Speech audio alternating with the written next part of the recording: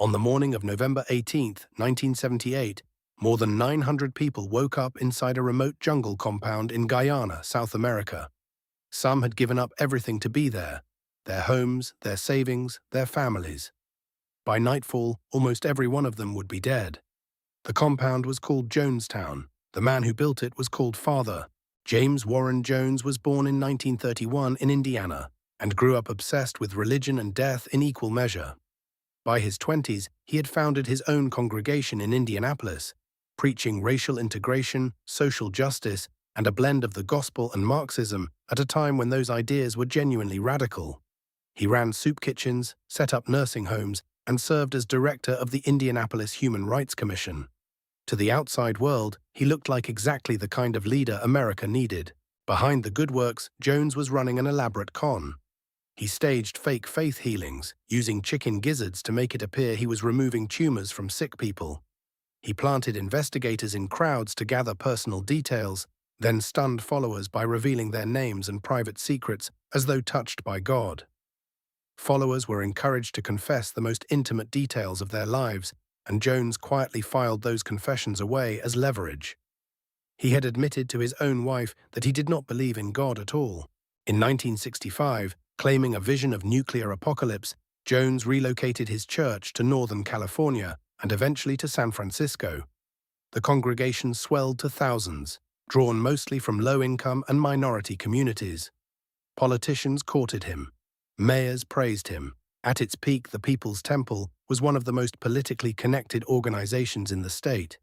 Behind the scenes, Jones had turned to drugs and his paranoia was spiraling out of control. By 1977, investigative journalists were circling, and former members were speaking out about beatings, forced labor, and psychological abuse. Jones made his move. He relocated over 1,000 followers to a clearing carved out of the Guyanese jungle, promising a socialist utopia free from American racism and capitalism. What his followers found when they arrived was something else entirely. Inside Jonestown, members worked long days under a blazing sun while armed guards watched their every move. Passports were confiscated, letters home were censored, Jones's paranoid rants played on loudspeakers around the clock, and members were encouraged to inform on one another. Then came the White Nights, middle-of-the-night drills, in which Jones declared that enemies were closing in and ordered everyone to drink from cups he claimed were laced with poison. Again and again, they obeyed. The drinks were harmless, the drills were practice. In November 1978, California Congressman Leo Ryan flew to Guyana to investigate reports of abuse and people being held against their will. Jones initially welcomed him, but when 16 members quietly told Ryan they wanted to leave, Jones's composure shattered. As Ryan's delegation reached the Port Kaituma airstrip on November 18th, armed temple gunmen attacked them on the runway.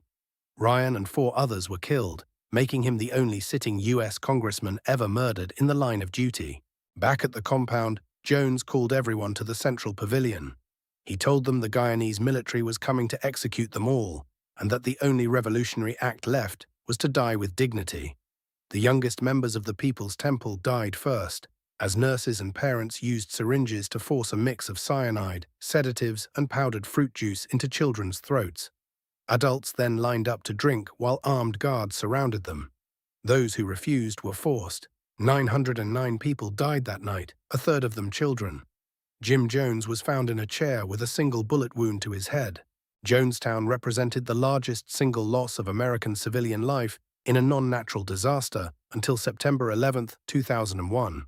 It gave the English language the phrase "drinking the Kool-Aid" and permanently changed how the world thinks about cults, charisma, and the speed with which a movement built on hope can become an instrument of slaughter.